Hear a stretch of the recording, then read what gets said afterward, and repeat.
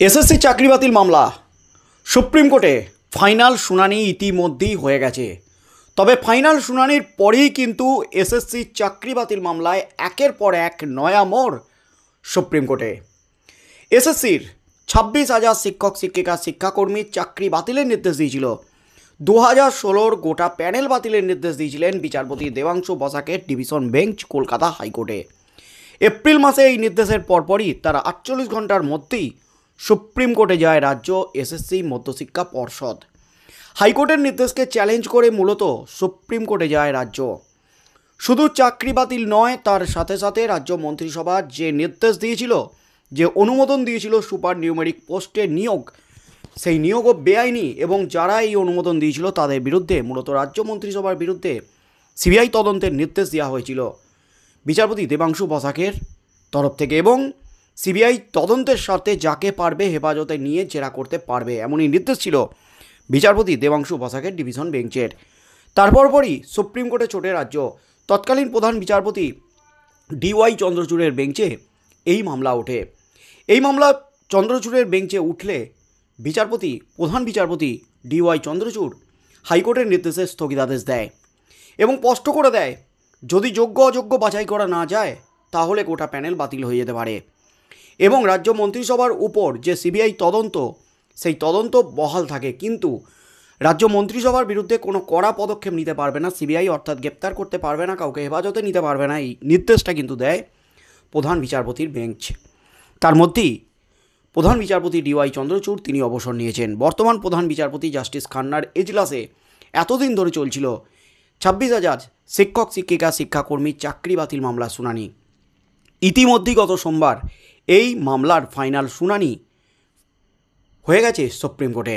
তবে ফাইনাল শুনানি হলেও রায়দান স্থগিত রেখেছেন প্রধান বিচারপতি। কিন্তু এই রায়দানের মাঝেই কিন্তু একের পর এক নয়া চাঞ্চল্যকর মোড় একেবারে সুপ্রিম কোর্টে। গতকালই এসএসসি সুপ্রিম কোর্টে গিয়েছিল। তারা এখনও কিছু নথি তথ্য জমা দিতে চায়, যা থেকে উষ্মা প্রকাশ করেন, চমকে ওঠেন, বিচলিত হয়ে ওঠেন। যে মামলার ফাইনাল শুনানি হয়ে গেছে সেই মামলায় আবার কি নথি জমা দেবে? এতদিন কি করছিল এসএসসি? যেখানে সুপ্রিম কোর্টের প্রধান বিচারপতি বারবার তিনি প্রশ্ন করেছেন, যোগ্য অযোগ্য কি আলাদা করা যাবে? যোগ্য অযোগ্য কি আলাদা করা সম্ভব? যদি সম্ভব হয় যোগ্য অযোগ্য লিস্ট জমা দিন। শুধু এই প্রধান বিচারপতি নন, জাস্টিস খান্না নন, প্রাক্তন প্রধান বিচারপতি ডিওয়াই চন্দ্রচূড় তিনিও কিন্তু যোগ্য অযোগ্য লিস্ট প্রথম থেকেই চেয়েছিলেন রাজ্যের কাছে, এসএসসির কাছে। কিন্তু শেষ শুনানির দিনও এসএসসি সেই যোগ্য অযোগ্য লিস্ট জমা দেয়নি সুপ্রিম কোর্টে। তবে এসএসসি জানিয়েছে যোগ্য অযোগ্য আলাদা করা যাবে এবং তার সাথে সাথে মূল যে মামলাকারী তাদের আইনজীবী বিকাশ রঞ্জন ভট্টাচার্য, ফিরদৌস শামীমরা স্পষ্ট করেছেন যোগ্য অযোগ্য আলাদা করা সম্ভব নয়, কারণ একজনকে বাঁচতে গেলে আর একজনকে নিয়ে প্রশ্ন উঠে যাচ্ছে। সুপ্রিম কোর্টের প্রধান বিচারপতি তিনি পর্যবেক্ষণে জানিয়েছেন যোগ্য অযোগ্যর ক্ষেত্রে এবং এই এসএসসি মামলার ক্ষেত্রে সঠিক তথ্য কখনোই জানা সম্ভব নয়, একেবারে অসম্ভব আসল সত্যটা জানা, কারণ ওএমআর সিট নেই, ওএমআর সিট নষ্ট করে দেওয়া হয়েছে। এখানেই কিন্তু বড় প্রশ্ন, 26,000 শিক্ষক শিক্ষিকা শিক্ষাকর্মীর কি চাকরি বাঁচবে? সুপ্রিম কোর্টের প্রধান বিচারপতি যে ইঙ্গিতটা দিয়ে দিয়েছেন, তার পর্যবেক্ষণে যে বার্তাটা দিয়ে দিয়েছেন, তাতেই কিন্তু রীতিমতো শোরগোল পড়ে গেছে, জল্পনা উস্কে গেছে, আশঙ্কায় রয়েছেন 26,000 শিক্ষক শিক্ষিকা এবং রাজ্য সরকার। আর গতকাল এসএসসির পর আজ সুপ্রিম কোর্টে রাজ্য, এই মুহূর্তের একেবারে সবচেয়ে বড় খবর, আজ সুপ্রিম কোর্টে প্রধান বিচারপতির দ্বারস্থ রাজ্য সরকার। রাজ্য এই 26,000 শিক্ষক শিক্ষিকা শিক্ষাকর্মীর চাকরি বাতিল নিয়ে আজ সুপ্রিম কোর্টে প্রধান বিচারপতির কাছে যা আর্জি জানালো, যা বলল, তাতেই কিন্তু নতুন করে শোরগোল পড়ে গেল একেবারে গোটার রাজ্যে। এসএসসি 26,000 চাকরি বাতিল মামলায় রায় ঘোষণার আগেই কিন্তু নয়া মোড় সুপ্রিম কোর্টে। 26,000 চাকরি বাতিল মামলার শুনানি শেষের পরেও তৎপরতা চরমে। এবার সুপ্রিম কোর্টে যাচ্ছে রাজ্য। কিছু নথি পেশ করতে চেয়েছিল এসএসসি গতকাল, তাদের পর এবার লিখিত যুক্তি দিয়ে সুপ্রিম কোর্টের দ্বারস্থ হয়েছে রাজ্য। 26,000 চাকরি বাতিল করলে ভেঙে পড়বে রাজ্যের শিক্ষা ব্যবস্থা, রাজ্যে বিদ্যালয়গুলিতে শিক্ষক থাকবে না, এমনই যুক্তি রাজ্যের। সেই যুক্তি সাজিয়ে সর্বোচ্চ আদালতের দ্বারস্থ রাজ্য। এদিকে মামলাকারীদের আইনজীবীর দাবি এটা আসলে মামলাকে দীর্ঘায়িত করার প্রক্রিয়া। কিন্তু এসএসসি ও রাজ্য সরকার সূত্রে জানা যাচ্ছে সেদিন বলার সুযোগ পায়নি এসএসসি।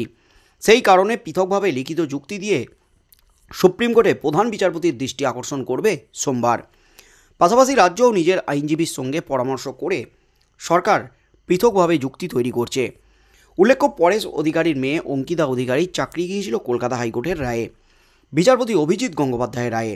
সেই রায়কে চ্যালেঞ্জ করে 2.5 বছর পর সুপ্রিম কোর্টের দ্বারস্থ হয়েছিলেন তিনি। সেই শুনানির সময় বুধবার এসএসসি কোর্টের কাছে আবেদন করে যে 26,000 চাকরি বাতিল এই মামলায় তারা নতুন কিছু নথি জমা দিতে চায়। প্রাথমিকভাবে এই আবেদনে প্রধান বিচারপতি উষ্মা প্রকাশ করেন। তিনি বলেন যে এই বিষয়ে দীর্ঘ শুনানি হয়েছে, নথি জমা দেওয়ার সুযোগ দেওয়া হয়েছে, তাহলে আবার নতুন করে কেন নথি জমা দেবেন? কিন্তু তার মধ্যেও আগামী সোমবারের মধ্যে যাবতীয় নথি জমা দিতে নির্দেশ দেওয়া হয়েছে এবং এই নথি গ্রহণযোগ্য হবে কিনা সেটা কিন্তু বিচার করবে সুপ্রিম কোর্ট। তারপরই কিন্তু এই নথি নিয়ে বিচার বিবেচনা হবে, আদতে এটা গ্রহণযোগ্য হবে কিনা। তার মধ্যেই কিন্তু এবার নয়া কৌশল এবার কিন্তু রাজ্যের সুপ্রিম কোর্টের প্রধান বিচারপতিকে লিখিত বিবৃতি, লিখিত আর্জি।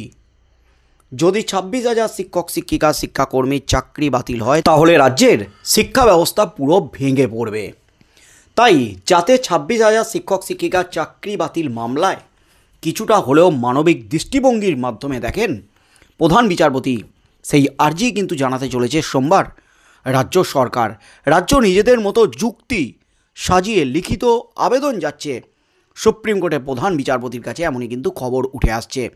অর্থাৎ 26,000 শিক্ষক শিক্ষিকা শিক্ষাকর্মীর চাকরি বাতিল কিন্তু নিশ্চিত, যেহেতু যোগ্য অযোগ্য লিস্ট পাওয়া যায়নি।